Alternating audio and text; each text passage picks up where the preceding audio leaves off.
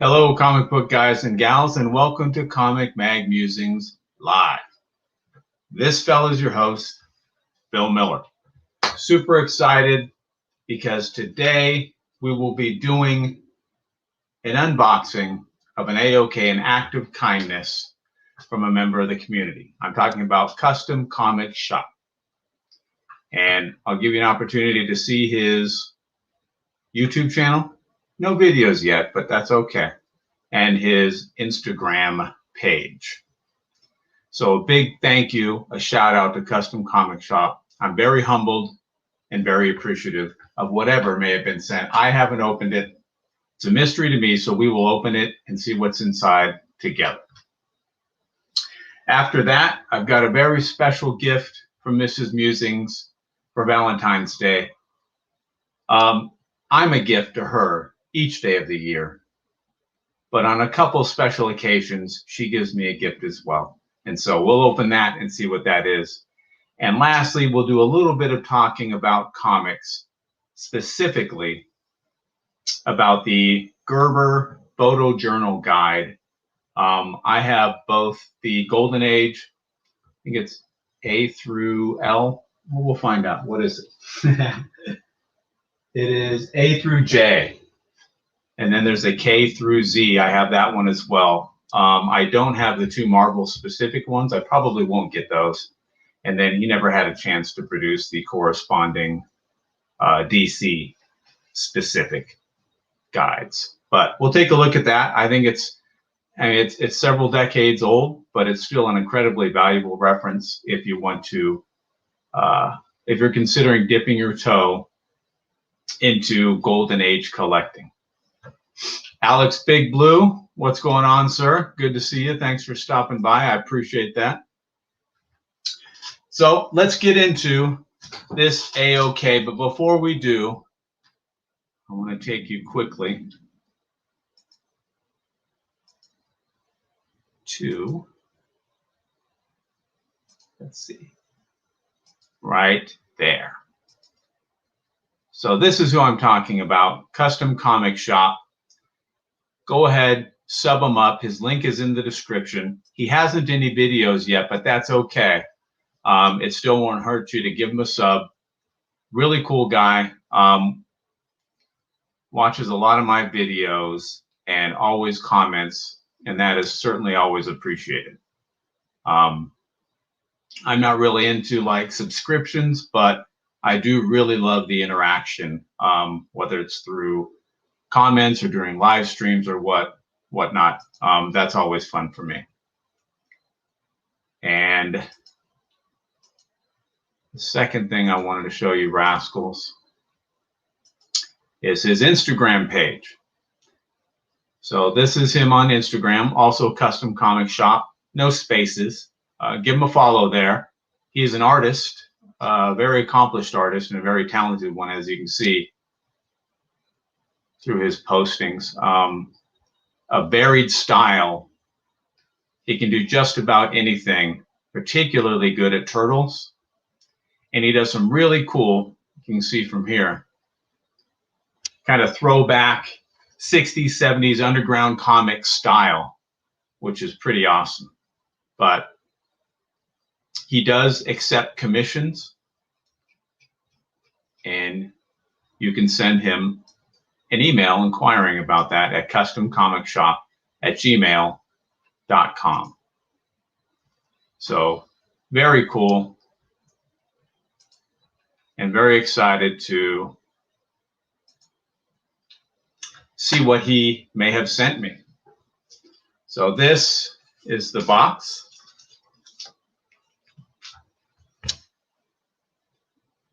Excellent. Thank you, sir. This is the trusty box cutter, made for right-handers. And let's crack on, as they say, in jolly old England. Grayman's probably said that at one point or another, and if he hasn't, I really think he should. He probably says governor, cheerio, pit, things like that. Aggressively relaxing. Thanks for stopping in. You are absolutely right on time. Good to see you, sir.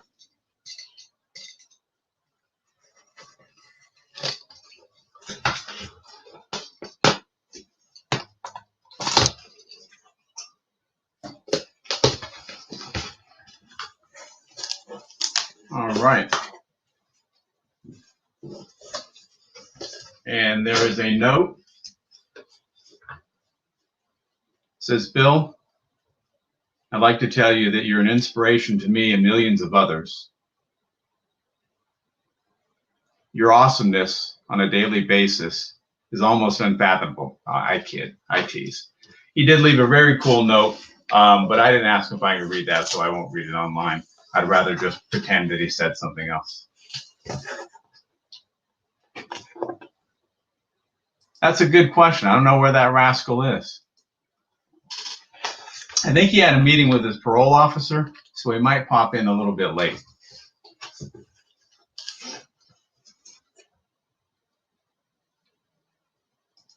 What's going on? Shop for Comics. How are you? Welcome, sir. Or ma'am. I'm going to say sir. Oh, that's pretty cool. This is that is a trip. This looks like it's in Cyrillic, with the Cyrillic alphabet. So it looks like Russian. It looks like a reprint of Amazing Spider-Man 129. I know a tiny bit of Russian. Minnie Musing's mother is originally from the Ukraine, but it's been a while, and so I don't think I could do that. I don't think I could read this. I'd have to refamiliarize myself with the alphabet. It's very difficult. So I know a couple phrases and words here and there, but it's been a while since I studied the alphabet, and I can't remember all the sounds. And it's a trip because some letters, they share some letters, but there are different sounds than others, like an E is an N. I think N is an R, things like that. But that's very cool. Nice. Packaged very, very, very well, too, by the way. This ain't his first rodeo. Very cool. Archie number 258. I had it especially made for Spin the Bottle. It points to 4 girls at once. Oh, Archie. Archie, you scamp. Uh-oh. Speak of the devil, and I do mean the devil. The Jackson Roy Kirk has entered the chat, ladies and gentlemen. Just finished up with his parole officer and jumped online. I appreciate that. Yes, I do know Genome Presents was doing a gaming live stream, and so there may be a couple rascals hanging out there. So yes, that little scamp Archie, trying to get him some play.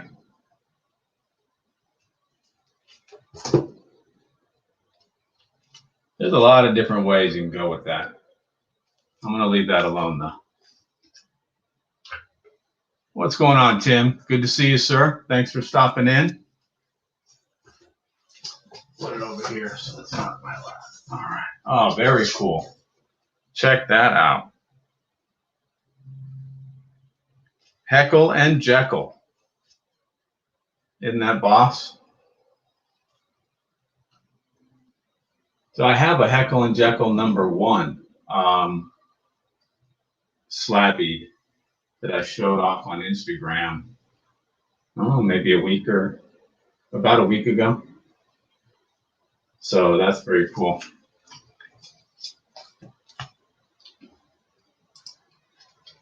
Eat your heart out, bearded barber. It'll be waiting for you in Phoenix.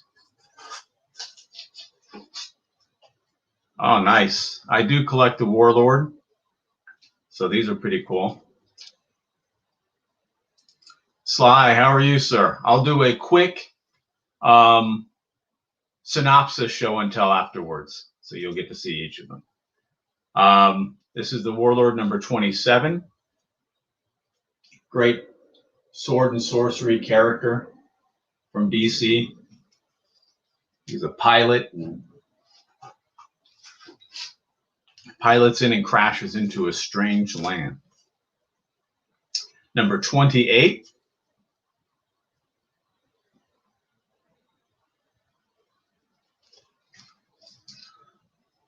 Mike Grell did a real big part of this run. Number 30.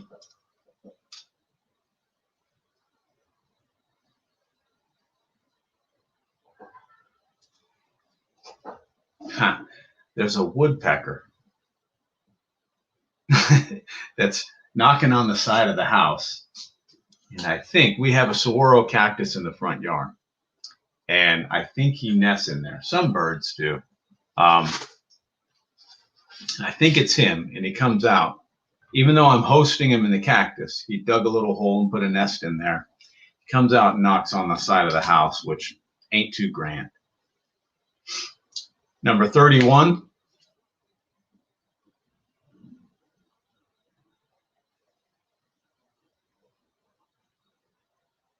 If he doesn't stop, I'm going to send Warlord after him. And he'll get that little woody woodpecker for me. 32.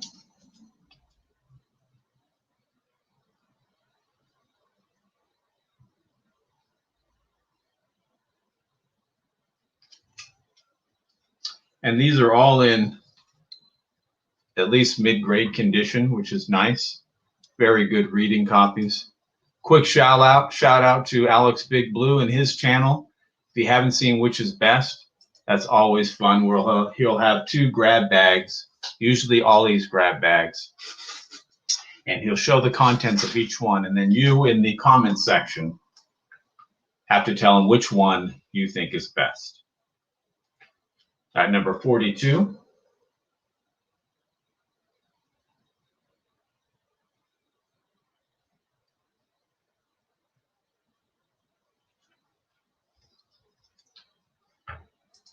Comics for Thomas, how are you? Thanks for stopping in, appreciate it.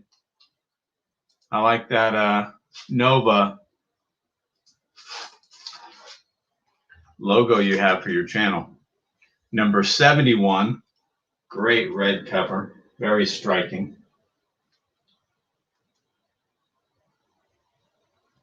Let's see if I can do this right. I don't know if it works virtually, but if a black cat passes the Jackson Roy curve, like kind of walks in front of him, maybe even behind him, will that bring him bad luck? Let's find out. Jackson, keep us abreast of that as to whether or not you have good luck, bad luck, or indifferent luck.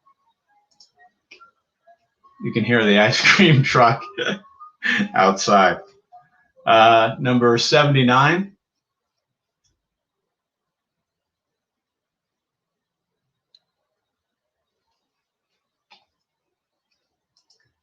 Well, I tell you what, you picked a good one, Thomas, that's for sure. Yes, sir, anytime. I could make a very uncouth comment about the pest outside. How he compares to our house. But in saying you could, didn't you really? Warlord number 78. I think he would reverse those, though. Instead of woodpecker, he might say pecker wood. What do you think?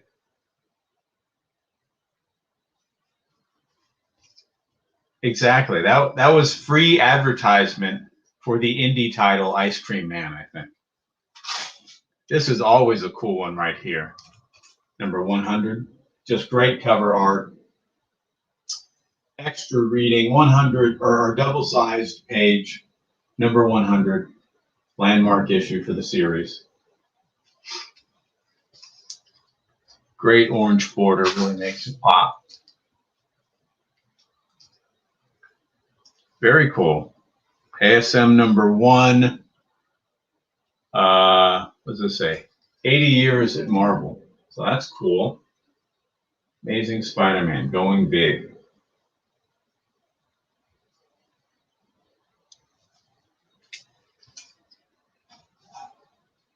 Oh, that's a neat one. Absolute Carnage number 4. Some Donny Cates goodness in that one.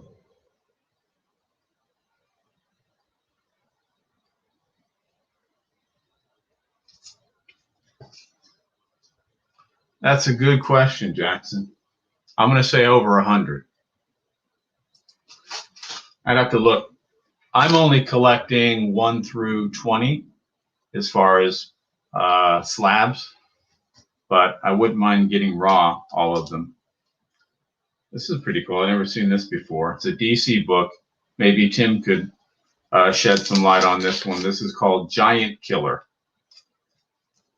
but it has some other writing on there. I'm not good enough to determine whether that's like Chinese or Japanese, or maybe some other Southeast Asian countries writing. There you go. Tim's dropping knowledge, like I used to drop dimes on the basketball court. Okay, so that's a manga mini. Very cool.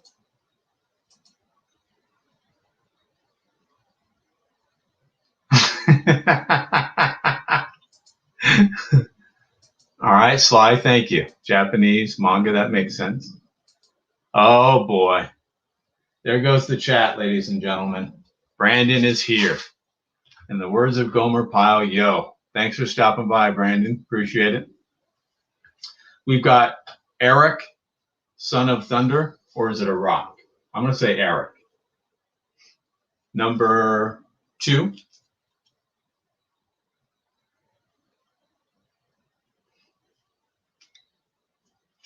I'm just glad we've got Jay over easy mode on Genome's channel, checking him out so he's not crashing our chat. Oh boy, there he is. Jay, how are you, sir? Good to see you. We've got Eric, number 8.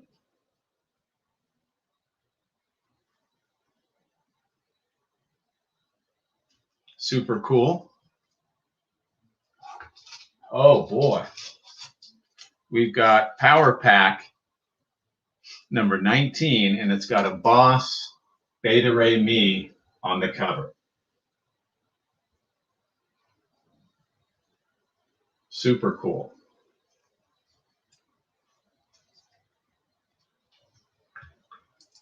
Thank you, sir. Are they any good?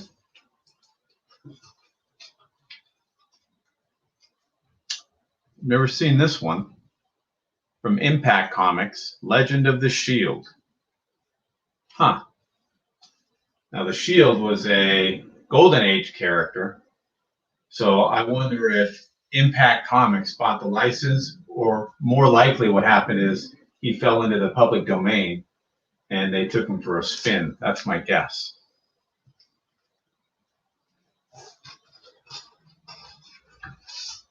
And lastly, we have Legionnaires number 3.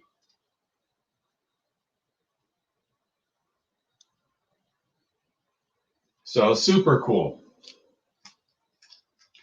Again, Custom Comic Shop, thank you so much. Very undeserved, but very much appreciated. Thank you for the act of kindness, sir. Get a chance, sub him up on YouTube. Won't cost you much. He doesn't have any content yet, but maybe once he gets some more subs, he will start producing some content. And give him a follow on Instagram at Custom Comic Shop, all one word. He is an artist. He does do commissions, and he has his contact information on there. Very cool art and very varied. So he could probably do just about anything you want.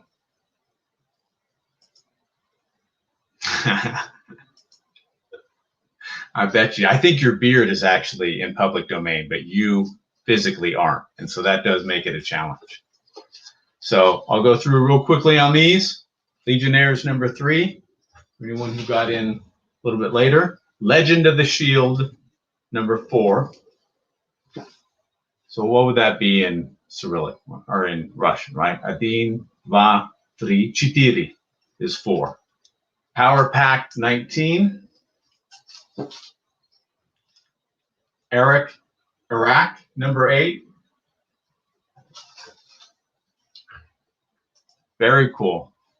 Thank you, sir. Eric, number 2. I feel like I'm saying that wrong. Giant Killer, number 1, book 1.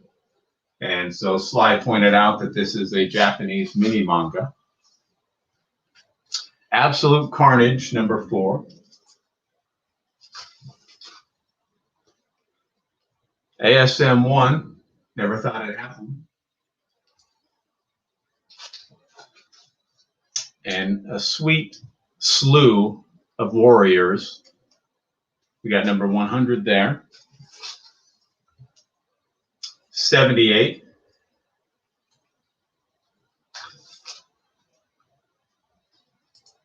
Well, I don't have any blue wrenches to clear out this chat, huh? 79. All of the dregs are visiting my chat, and here is their ringleader, ladies and gentlemen. Number 71. 42.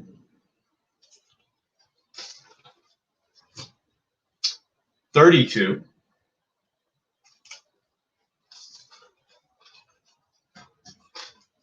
31. Yeah, that's the fox guarding the hen house, if I've ever seen it right there. 30.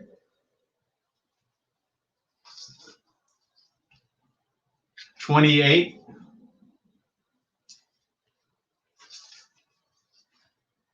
27.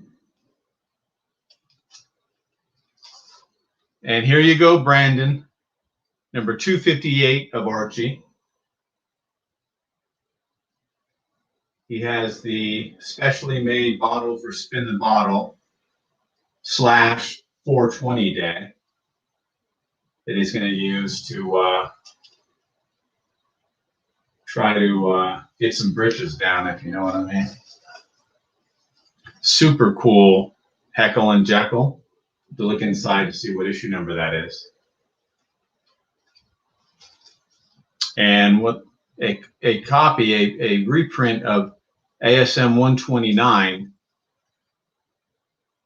in what looks to be Russian.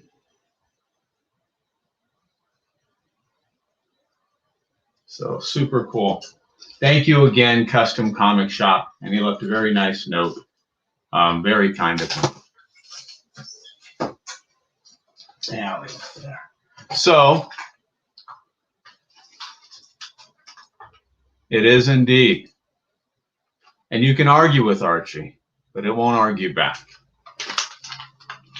So a Valentine's gift from Mrs. Musings. Kevin, how are you, sir? Good to see you. Thanks for stopping in. I'm going to open this guy. As I mentioned before, I'm a gift to her all year. But on a couple of occasions, she gives me a gift back. And this is one of them. So let's see what we got. Let's see what the luckiest woman in the world has gotten me. Oh boy. Got some tape. We've got our trusty tape cutter.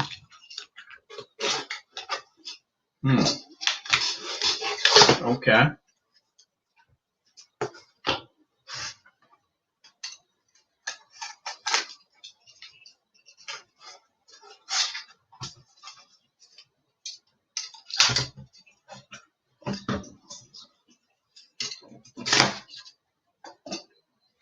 See if I can do this without damaging it.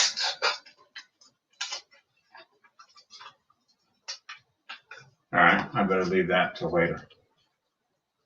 Oh, cool.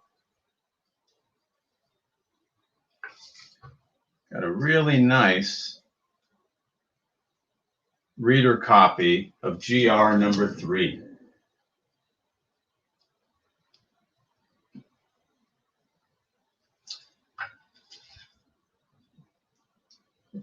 I'd have to take it out to take a better look, but it's got some ticks on each end of the top and bottom staple that hold it back a little bit, and this might be in 8.5, 9.0. So very cool. And about slabby size.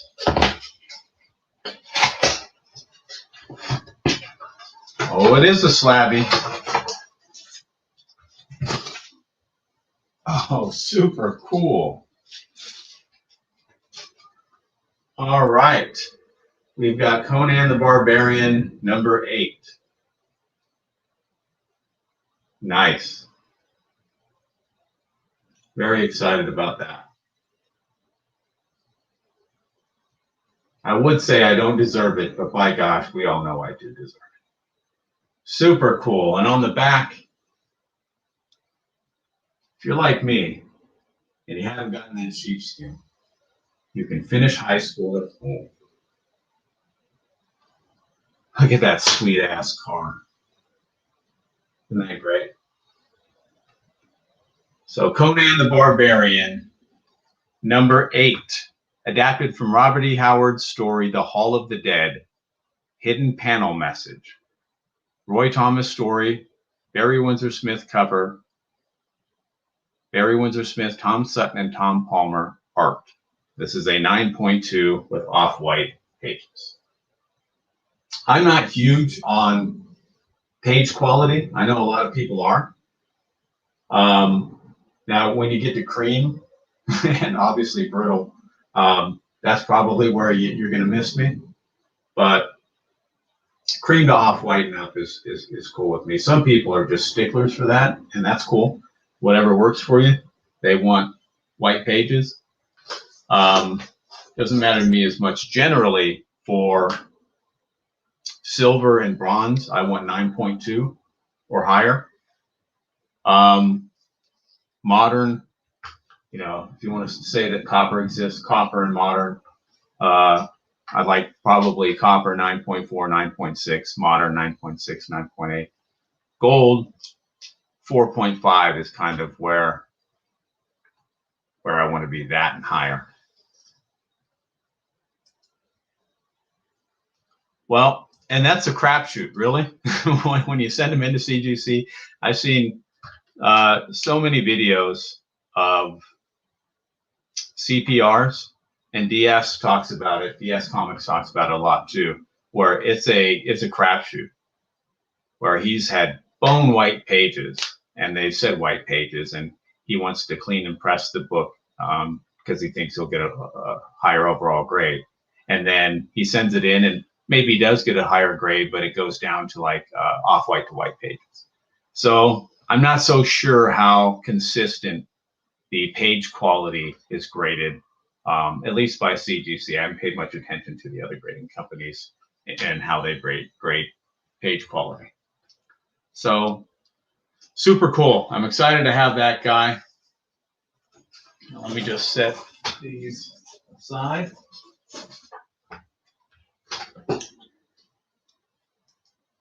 Ben, how are you, sir? Thanks for stopping in. I appreciate it.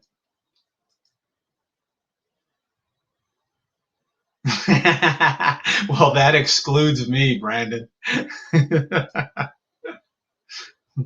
Mars Comics, thanks for stopping in. I appreciate you.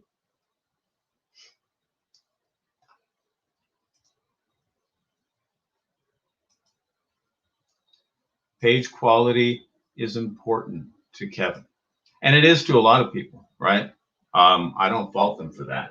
It's just not terribly important to me, because I guess you look at it two different ways, right? Obviously, a graded book with white pages would be more desirable than one that doesn't have them, and in some cases can command a premium.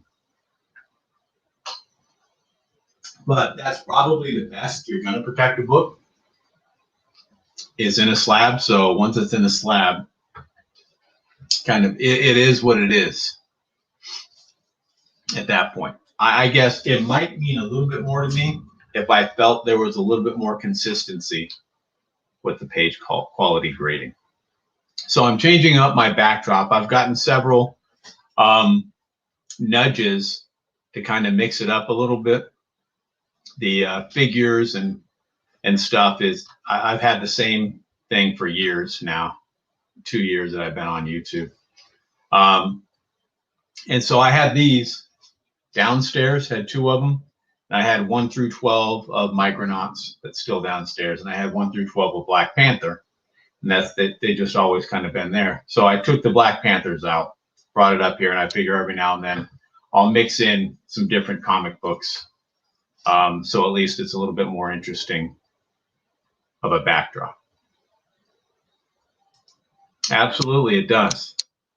And if it's free, it's for me, and I'll take that many. So I wanted to engage the chat, even the married members, and talk about this behemoth, the Photo Journal Guide to Comic Books. And this is one of 2 volumes. This is A through J, and there's a second one, K through Z. I've got those 2. Gerber makes Marvel-specific ones that I think are Silver Age. This concentrates on Golden Age for some runs into the Silver Age, but it's mainly Golden Age.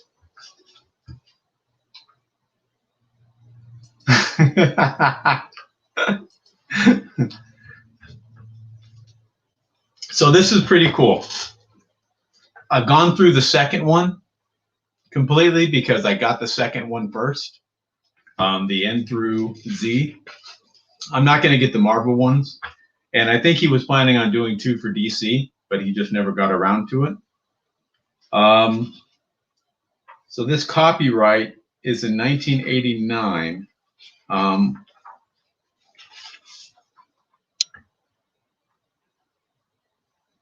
don't know what.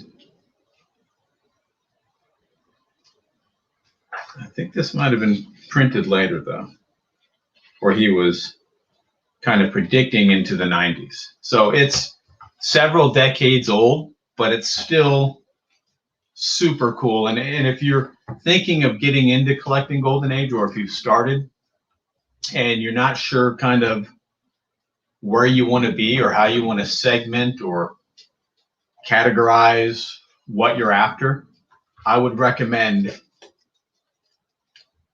this guy and the N through Z. So I'm not huge into Golden Age, but I do collect some Golden Age. And I know a little bit about it, not as much as like those cats on the Golden guys, no, but I do know that this is a really good reference to start out with. Well, despite that, it was still a good year, Brandon.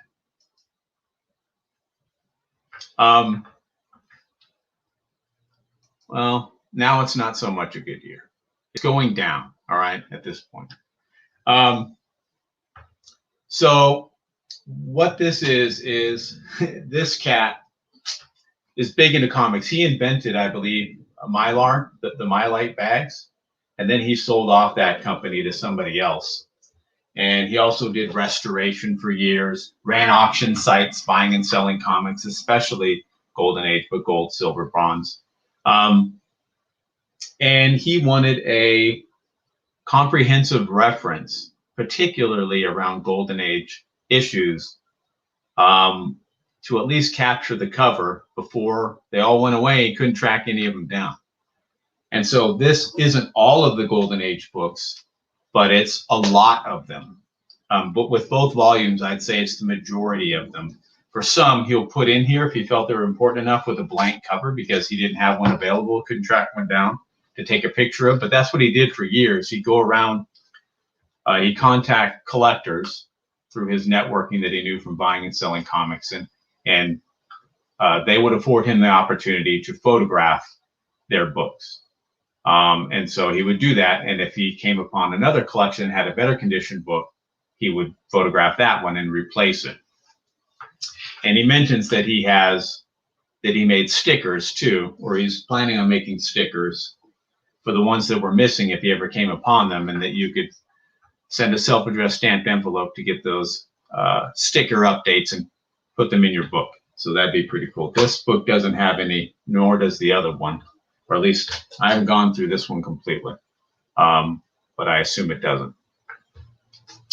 And so in my estimation, if you are a Golden Age collector,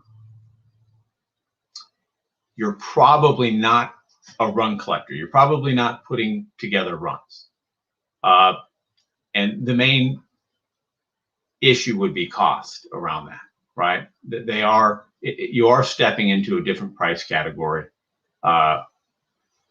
when you chase most Golden Age books. You might be able to put together some Dells or Gold Keys or things like that, but for most of them, it is a step up in price. And so generally, when you're collecting Golden Age, it's usually, I'd say the majority of Golden Age collectors are cover buys, right? They're looking for the cover art. Some might be looking for keys. Obviously, there are some important Golden Age keys, whether they're characters or vehicles or first appearances of this, that, and the other. And there are a decent amount of collectors who are artist collectors. They want to get golden key copies of Schomburg or Lee Elias or L.B. Cole or something like that. They might chase around Matt Baker, certain artists, and try to pick those up. But I'd say the majority of Golden Age collectors buy for the cover. And so that's where this is a really valuable resource. So this is kind of what he does. He'll take a series, we'll say Atomic War by Ace Periodicals, and he'll show nearly every cover in that run. And if it's the same run, but it just has a name change, he'll continue it through that name change as well. And he has a specific numbering that he does in here. And he will give some information about each of them that's footnoted either at the bottom of the page or on the next page if like both of those pages are covered with pictures. And that'll have the corresponding number that he assigns it, the date of production, and he has a relative value index that he uses. So that's what's pretty cool about this. He doesn't give actual prices, although you can try to calculate the price. He gives a relative value index. So you can compare how much it's worth relative to the other issues in there, right? If one issue has an index of 1 and another has an index of 20, well, the one that has an index of 20 is worth 20 times more than the one that has the index of 1. And he also has a scarcity index that he assigns each of them, which is pretty cool. Is that 1 through 8 or something? And it goes from very uncommon to like ultra scarce, which would be like 5 copies or less known to exist type of thing. So it kind of gives you an idea, even now, based on its rarity, and that's not the only factor, but based on its rarity, how difficult it might be to track down whatever issue you're looking for.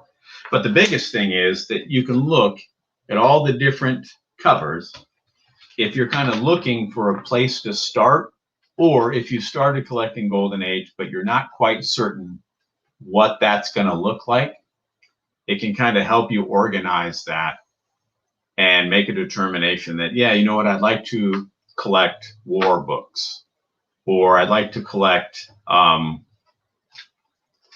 these specific titles, adventure comics maybe, or I'd like to collect these artists. He does give artist information when it's available as well. He'll tell you who the cover artist is, and if he knows, he'll tell you who the interior artist is. So it's a really good reference for that. And in the beginning of the book, okay, so the scarcity index is 1 to 11. 1 being very common, 11 being non-existent, but known to have been printed. He has some really cool articles in here.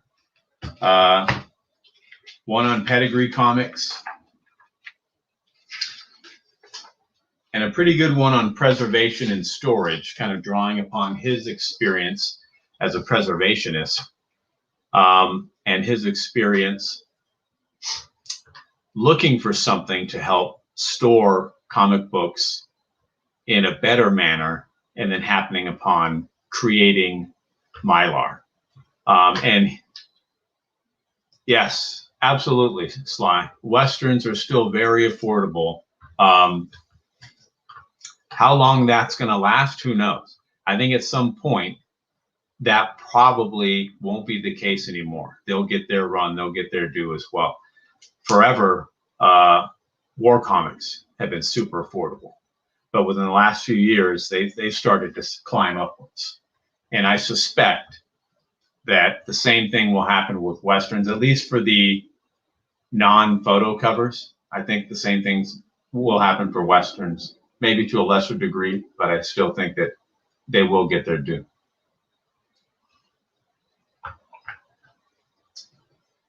So one really interesting thing that he talked about in there was storage of comic books, and how, particularly with the interior pages, how once they get too brittle, right, that's it. There's nothing you can do. You can't reverse that through preservation, right? You can reverse it through restorative methods, but not through preservation. And so the key is to not get to that point.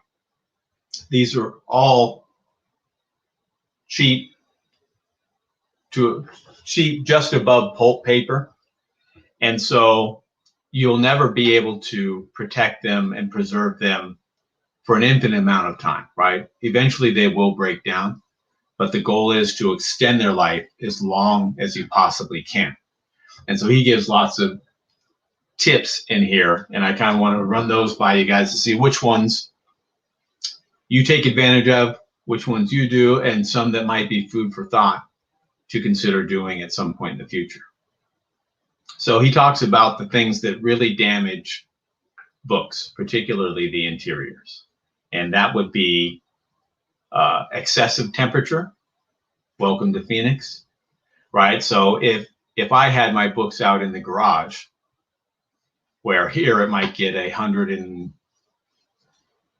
to 120 degrees in the garage, that would be very damaging to the books, right? Because that accelerates the acid in the paper. And that's the real thing that you're worried about. You have the lignin fibers that kind of keep it together, and acids break those down. And so high temperatures are very bad. So you want to keep them in a cool spot. Light is bad, obviously, for fading, particularly for covers. But light and heat, they're synonymous. So light is bad too, which is why you'd want to have them out of direct sunlight, or if they're exposed, you would want to have some sort of UV protection, ultraviolet light protection for them. Moisture is bad. Yes, that's right. Science. There will be a quiz on this later, so you better be taking notes. Moisture is bad, right? Because that helps accelerate the acid breaking down the papers as well. Plus, it can cause, depending upon the level of moisture or humidity, it can cause things like mildew, mold, stuff like that that will damage the books. So dry, right? And anything you can do to help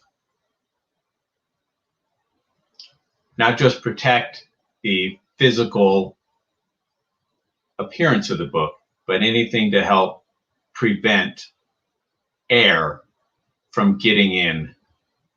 So air circulation would be another one. No, I believe that. I've stopped chewing on my comics, Sly, but that's just me. I know that Alex, Big Blue, and Novamad, they still chew on the ends of their comics. It's a nervous habit of theirs. So yeah, he keeps going back to the Edgar Church or the Mile High collection as sort of the standard of preservation. And they were just stacked in a basement, a cool, dry basement, stacked one on top of the other. And so the ones on the very bottom were snow white pages, and the ones on the very top had browning on the outer edges moving in, because the ones on the top allowed for air to circulate and encourage that acid breakdown of the paper. The ones on the bottom were so tightly compressed that air just couldn't get in there. And he's a big proponent, and since he sold the business, he claims he doesn't have a dog in the hunt as far as a financial reward, but he's a big proponent in using Mylar sleeves versus using a bag and a board. He says, look at a bag and a board. After a couple of years, you'll see discoloration. And he said there's oil on the inside of that plastic, and that's bad for the book on the inside. Obviously better than nothing.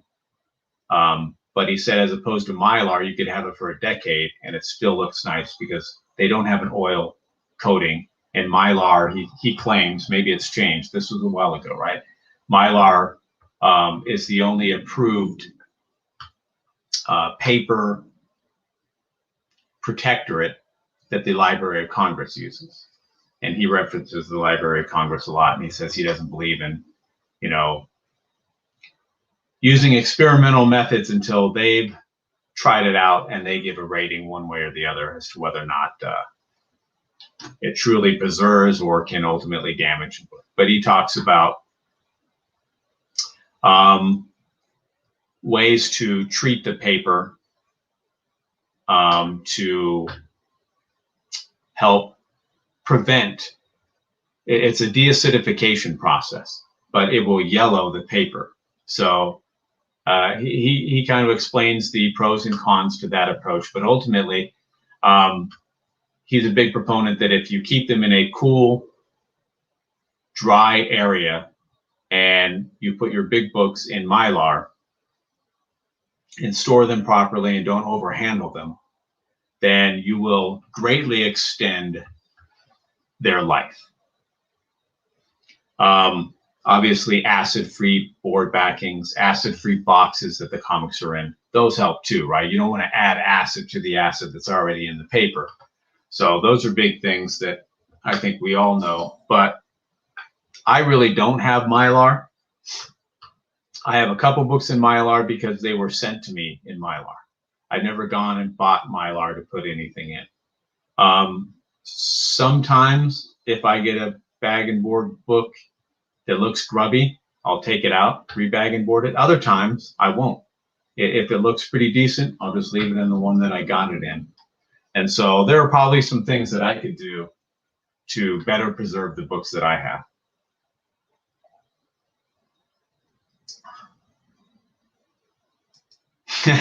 Yeah, absolutely. They need their wubbies, right, instead of the books. Yeah, Alex eats some of them. And at least Brandon picks and chooses the ones that he messes with. That's it. I'm kicking knowledge from the pulpit, Jackson. So that's something I'll probably take a look at some of my books. I don't have a whole lot of big books, so it's not as maybe as important to me as it would be to someone who's a really big key collector or someone who's heavy into Golden Age books that are more susceptible to being damaged beyond repair than, let's say, your bronze to modern books. But it's still probably good advice, sound advice 30 years ago, and probably sound advice still. Yes, Mylar is expensive. So that's why you kind of have to do a quick ROI in your head, right? Where's my floor on a book that I think I need to put in Mylar? You know what I mean? Because it is an investment, right? They're probably what, 5 to 8 times more than your standard polys. So I think you have to say, do I say the current worth or value of the book $50 or higher, $75, $100 or higher? I think you have to establish a floor that says this or higher is what I want to put in Mylar. And probably in addition to that, you might want to say this book has some type of sentimental value to me, or is a really old book that's on the cusp of being unreadable. So let me just put it in Mylar now and extend its readability, right? Because ultimately, all of these things will get brittle pages, right? But hopefully you want that to be generations from now.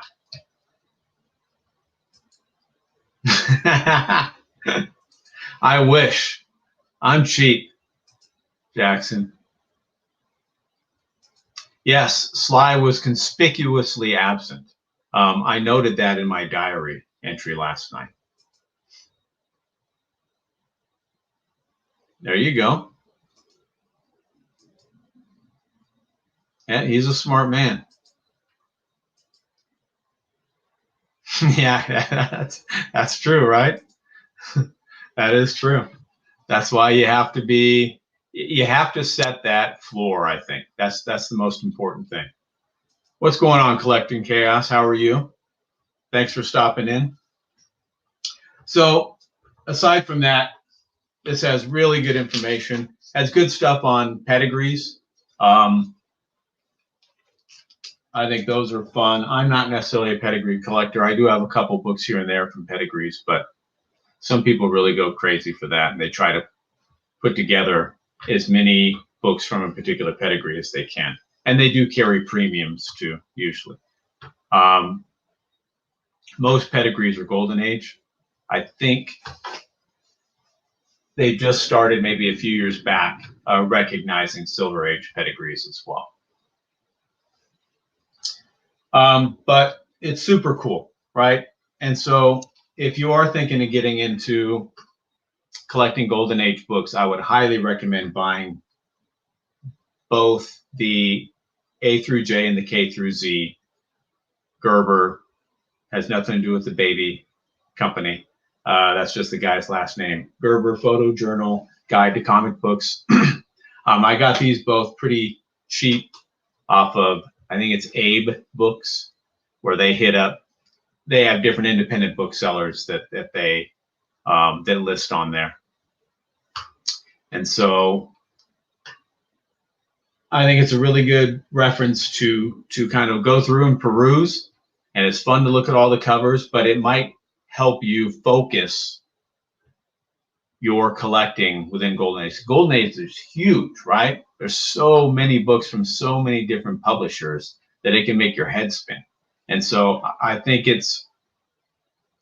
to me, it's important to organize and focus, at least initially, what and where you want to collect within that spectrum. For me, it's pretty focused, right? EC and pre-code horror. That's pretty much where I want to be in the Golden Age, at least now. Maybe that'll change at some point. But right now, that's kind of where I want to be. And then something like that, right? That fits both. That's probably my favorite cover of all of the EC books, is that crime suspense. But you may not know. You may just know that you want to get some, but you're not sure. And so, like I said, the majority of Golden Age collectors are cover collectors. So look through there, and something might just speak to you and kind of help you formulate where you want to be in that space. I do think that's important. And then you can start doing your research, like, well, how much do these things go for? What condition am I looking for? Hey, collecting. Yeah, I think Sly mentioned that earlier. And I do think now is a good time to get into Western Golden Age, because I think that there's a lot of room for growth and they haven't had a spike. And I just think that that's a matter of time, for at least for the non-photo covers. Photo covers generally don't do too well in any genre, particularly in Westerns. But the art covers, I do think that there's some room for growth, and I do think that they will see a spike. Probably not to the extent of the war books that we've seen in the last 5 years. Definitely not to the extent of the horror books that we've seen in the last 10, 15 years. Pre-code horror is getting very expensive, and that's almost all cover by driven, right? Because most of them are anthologies, so it's not like you're following a particular character, or that there are a whole bunch of key books within any particular runs, because they're just a conglomeration of stories in each issue. Some of it's driven by artists, right? Like there are a couple LB Coles, like his suspense run, that are driven up because it's LB Cole, but most of them are cover buys. And so I think you're going to start seeing that with Westerns too, especially Westerns that start crossing different genres. Like there's like a future Western, it's almost a futuristic sci-fi Western title. You know, on that you're hitting two different fronts, and so you're going to be competing with two different types of collectors. So I do think that Westerns are going to jump in the next few years. Not as high as the others, but there's so much room for growth. And when people start getting priced out of different Golden Age genres, they are going to start gradually moving over into Westerns, and that'll start bumping up those prices too. JP, how are you, sir?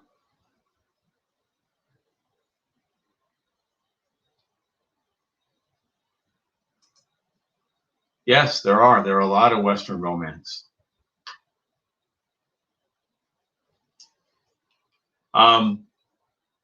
So yeah, for me, it's EC, and it's maybe some war books, but mainly pre-code horror. The war books aren't as big to me because, like I said, they would be more attractive to me if they were priced what they were a couple of years ago. But even within the war genre, you have so many different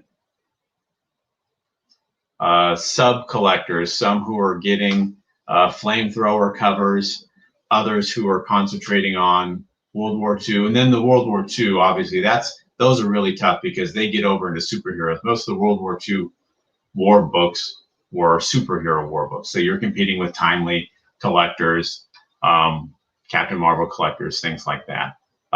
So I don't know. I might pick up a war book here or there, but it's probably just mainly going to be the EC ones. And just about any pre-code horror that has a cover that I really like, because there were so many of them. Hillman, Fawcett, Harvey. Harvey had some hard hitters, for producing Casper and the like. They had some heavy pre-code horror stuff. And there are people who collect just the SOTY or the Seduction of the Innocent related books, but there's so much one-upmanship with the pre-code horror. I don't know that they could have gotten any more shocking than they did. But some of them that certainly I'd be on the lookout for. One would be Beware number 10. Right, that's one I've wanted for a while. That's a great Frazetta cover. Another one would be Suspense, number 3. That's a grail, I think, on most people's list. That's not a realistic one for me. I mean, you're looking at, for a decent copy, thousands upon thousands of dollars. For mid-grade, you're talking about tens of thousands, probably. So that one's probably not going to happen, but it's still fun to look at, right? And you can look at it in there. But for the most part, I'll probably concentrate on EC. And if I could pick up a couple others here or there that I'm interested in as cover buys, then I'll do that. But their pricing, you got to do your homework on it and figure out if, what a fair price is for them. And you got to be pretty good at grading because most of them are raw if you want to try to get an affordable deal. And beyond that, they're a lot more susceptible to having had restoration done. So it's really good to know how to check for restoration. Not something you have to worry about as much, right, with silver and bronze. So, but golden age, you definitely have to look out for that.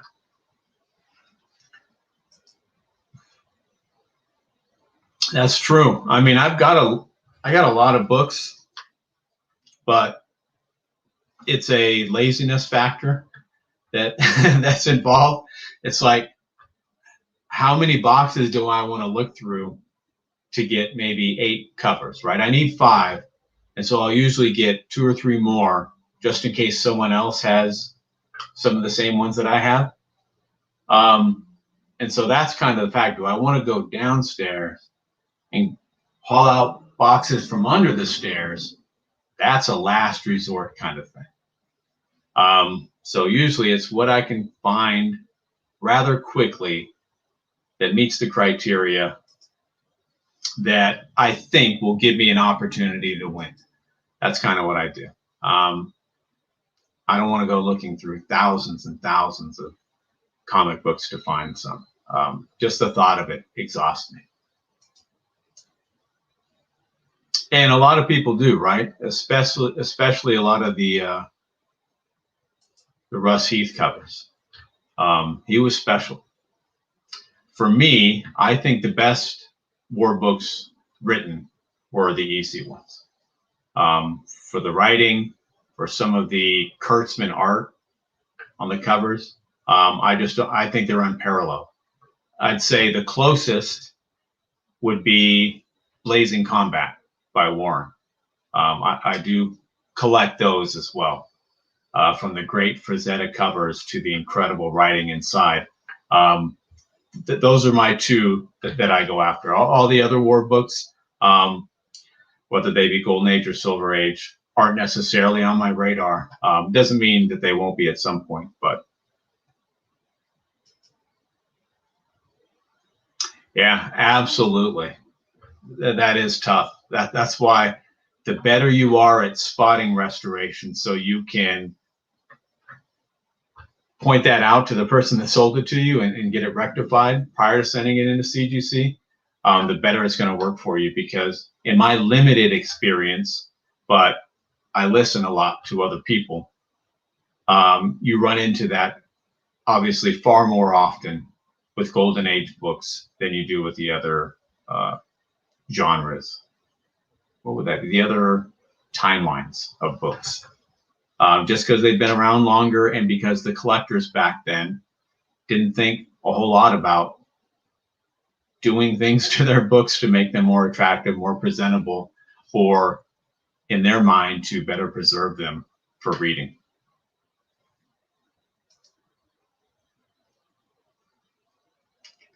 I can't fault you for that.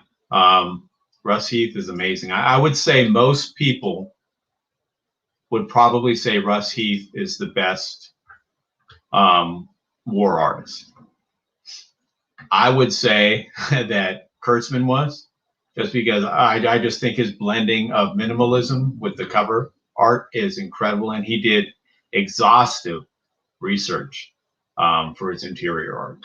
But that's just me, and having had that opinion, that doesn't mean that I'm blind to the fact that most people would probably pick Russ Heath. So I don't think you're alone in that slide. Atlas does. And Atlas timely has some good horror titles as well, right? But like I said, at some point you have to draw the line, you have to delineate when you're collecting, especially in Golden Age, and say, I want to collect everything, right? But I can't. Let's be practical about this. So how can I target my collecting so I maximize the enjoyment for me within my budget, my means? And so that's kind of where I'm at with Golden Age, because I still want to get the Silver Age and Bronze runs that I started out 25 years ago working on, right? And it's always kind of like, I'll get to it when I get to it. But as I get older and there's no Mylar to protect me, I think it does become, I wouldn't say urgent, but it does become more, so how do I phrase that? It becomes more important to put those runs together, if indeed they are still important to me to put together. And when you're balancing that with wading into the ocean that is Golden Age, I think it becomes doubly important to be very focused on what you're looking for. And so that's why, at least for now, it's EC and it's pre-code horror. Like I said, that may change, and there could be a variety of reasons. Maybe I determine that it's not financially, it's not feasible for me to continue down that road. Okay, then maybe I'll look at something else. Maybe I will look at shifting into war or Western or something like that. Or maybe I determine that those don't hold, they don't captivate me like they did. And that's all right. There's nothing wrong with that, right? There's nothing wrong with growing and changing as a collector. And what you found was amazing 5 years, just 1 year ago, you don't find quite as special as you once did. So that's okay, because somebody else does. And so you can rehome that comic book, and you can look for something that does recapture that joy for you. And for me, I wish I had the means, and I wish I had the wherewithal and the knowledge back in the 90s to go after pre-code horror, because they were giving them away at that point. And now they've shot up over the last 5 to 10 years. It's incredible. So it is what it is, right? that's the market. Nothing wrong with that. I guess as books become worth more, they all of a sudden come out of the woodwork, come out of hiding, and there are more copies available that were once thought to be super scarce, and you never thought you'd see another one. So there's the good and the bad to all collecting, right? Let's see what we got. Kubert was incredible, no doubt there. That's true. And if you do still have that action #1, Brandon, please send that to me, and I'll help you preserve it. Yes. And there are, as I mentioned, there are definitely some artist collectors in the Golden Age where they say, I want all Matt Baker stuff, or as many as I can get.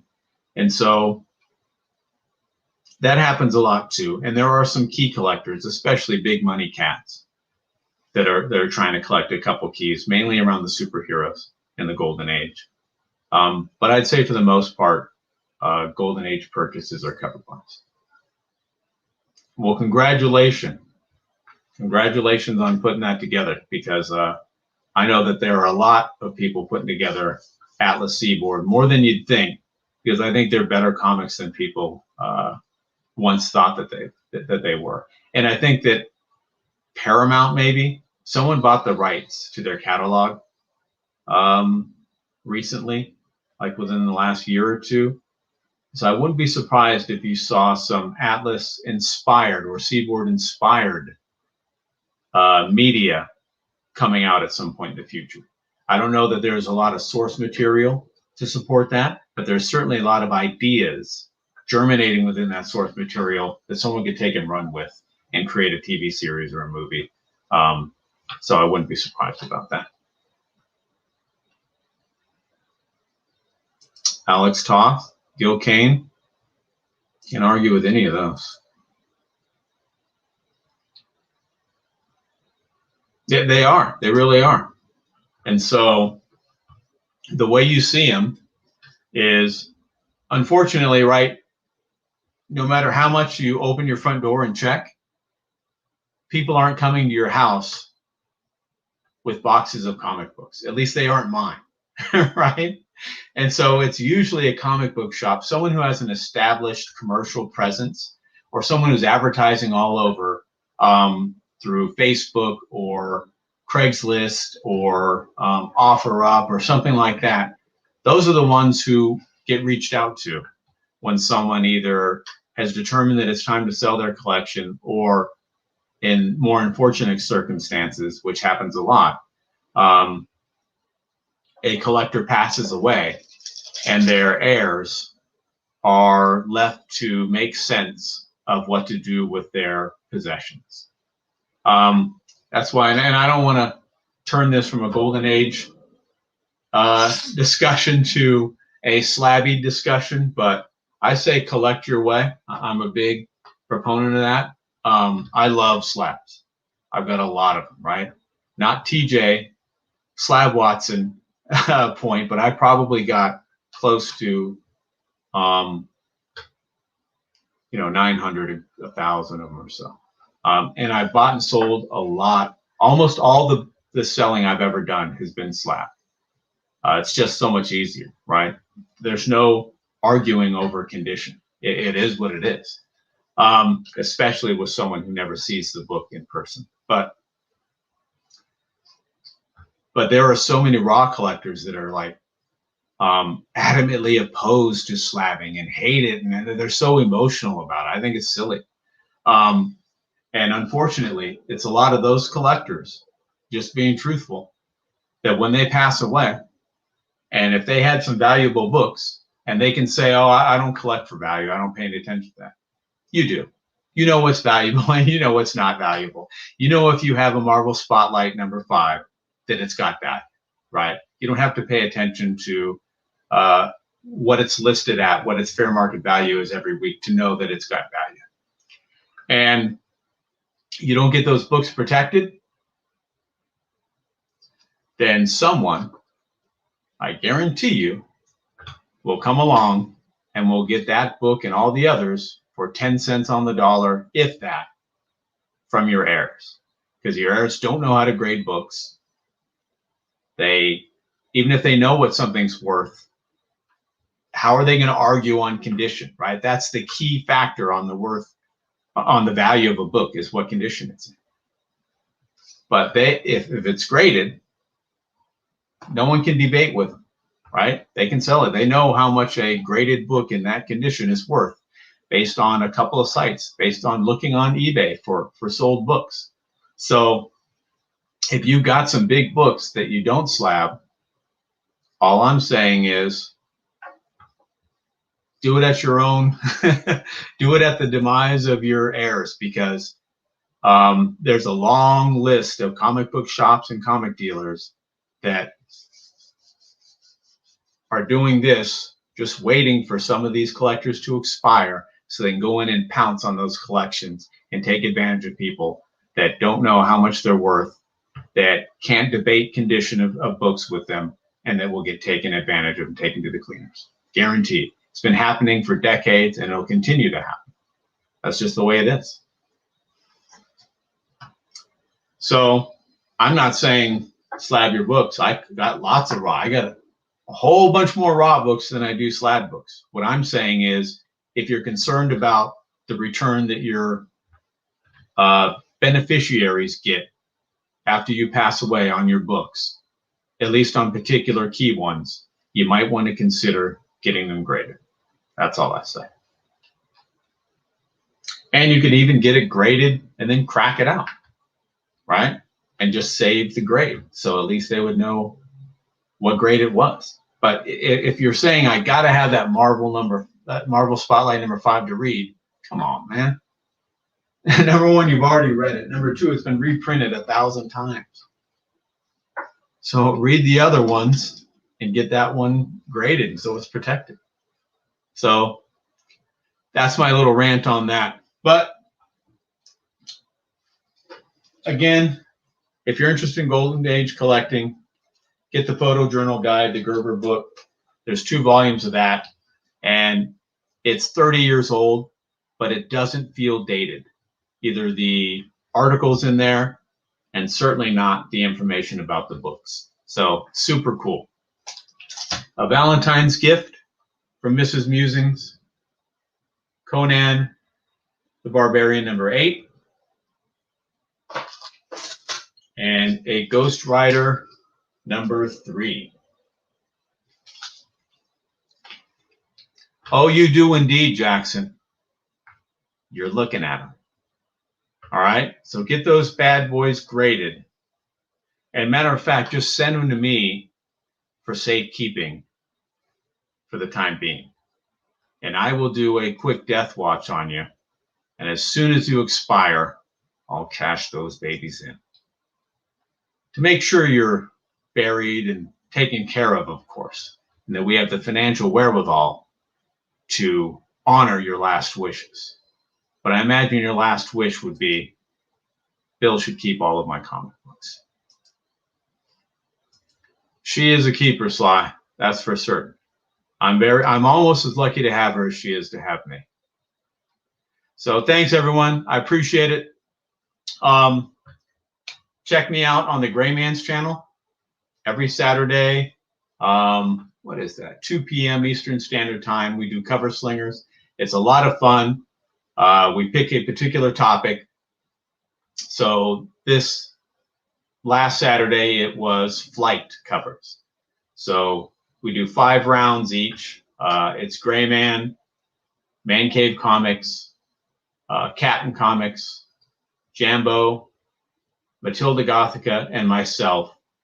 And Matilda gives us each a grade, and then the chat has the opportunity to pick the best comic cover of each round, and that person gets an additional 5 points. So it's really fun. We get to crack on each other's covers and each other, and to me, that's the funnest part. And also next Saturday evening at 7 p.m. or thereabouts on Genome Presents channel, we will be doing a live watch party of the 3rd in the trilogy of spaghetti westerns from Sergio Leone and Clint Eastwood, The Good, the Bad, and the Ugly. And so it will be myself, Genome Presents, Over Easy Mode, and Epicurean Eye Relief. It's always a good time. We had a blast doing for a few dollars more yesterday evening. And Over Easy Mode will host the stream on D Live so that everyone can watch the movie along with us. I think that's a big component that I see missing in some other live watch parties. So lots of fun. And next Sunday, a week from today, by gosh, I'm a busy man. I will be doing another live stream, this time with an AOK, an act of kindness, if you will, from Spider Comics 7, Nick. Now, he did mention it. It may have, I'll have to check if it's from Brandon and Alex as well. Alex had already sent me a previous AOK, but it might be from all 3 of the Kentucky crew members. So look out for that. I'll also do an unboxing, and I'll probably take a look through N through Z of the Gerber Photojournal Guide. So that'll do it. Thank you guys for watching. I appreciate it. If you're watching in the rewind, how you doing? Always remember, we're taking over the world, one comic book at a time. See you guys.